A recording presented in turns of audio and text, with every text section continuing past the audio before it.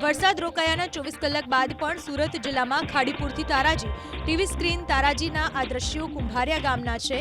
ખાડીપુરથી કુંભારિયા ગામ આખું પાણીમાં ગરકાવ થયું છે। સૌથી વધુ હાલાકી તો હળપતિવાસ વસાહતની છે। હળપતિવાસ વસાહતમાં ગળાડૂબ પાણી ભરાયા છે। રહીશોના ઘરોમાં ખાડીપુરનું સામ્રાજ્ય છવાતા ઘરવખરીને પણ મોટા પ્રમાણમાં નુકસાન થયું છે। ખાડીપુરથી એવી કપરી સ્થિતિ સર્જાઈ છે કે વિસ્તારમાંથી તમામ રહીશોનું સ્થળાંતર કરવામાં આવ્યું। કુંભારિયાથી દેવદ તરફનો મુખ્ય રોડ પર બનાવવામાં આવેલ બિલ્ડિંગ પણ પાણીમાં ગરકાવ થઈ ગઈ છે।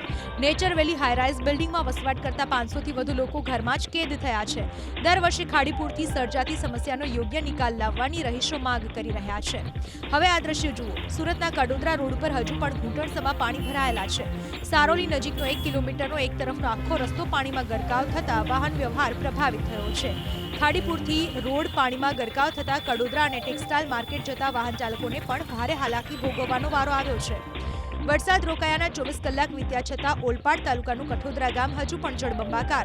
કીમ નદીના પાણીનું સામ્રાજ્ય છવાતા હજુ પણ કીમ કોસંબાને જોડતો ગાયકવાડી માર્ગ પરનો વાહન વ્યવહાર છેલ્લા 24 કલાકથી ઠપ છે।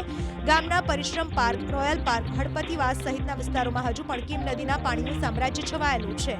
પશુપાલકો પણ જીવના જોખમે કમરસમા પાણીમાંથી પસાર થઈને દૂધ ભરવા મજબૂર બન્યા છે।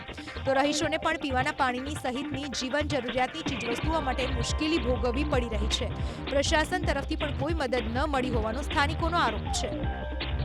આ જ સ્થિતિ ઓલપાડના બોલાવ ગામની છે। કીમ નદીના પાણી ફરી વળતા હજુ પણ 30થી વધુ ઘરો જળમગ્ન છે।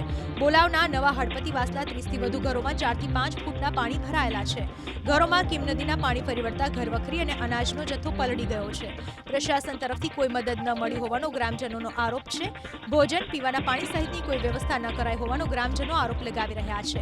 કપરી સ્થિતિમાં લોકો પોતાની જાતે જ સલામત સ્થળે ખસી ગયા હોવાનો પણ રહીશોનો આરોપ છે। કીમ નદીના પાણીથી ગ્રામ્ય વિસ્તારના રોડ રસ્તા પરનો વાહન વ્યવહાર પણ પ્રભાવિત થયો છે। કીમ ઓલપાડ હાઈવે ઉપર કીમ નદીના પાણી ફરી વળ્યા છે, જેથી કીમ ઓલપાડ કીમ હાંસોડ તરફનો વાહન વ્યવહાર સંપૂર્ણપણે ઠપ થયો છે। તો વડોલી, ઉમરાછી, બોલાવ સહિતના ગ્રામ્ય વિસ્તારો પણ હજુ કીમ નદીના પાણીમાં ગરકાવ છે। ગ્રામ્ય વિસ્તારોના રસ્તાઓ બંધ રહેતા વાહન ચાલકોને પણ હાલાકી ભોગવવાનો વારો આવ્યો છે।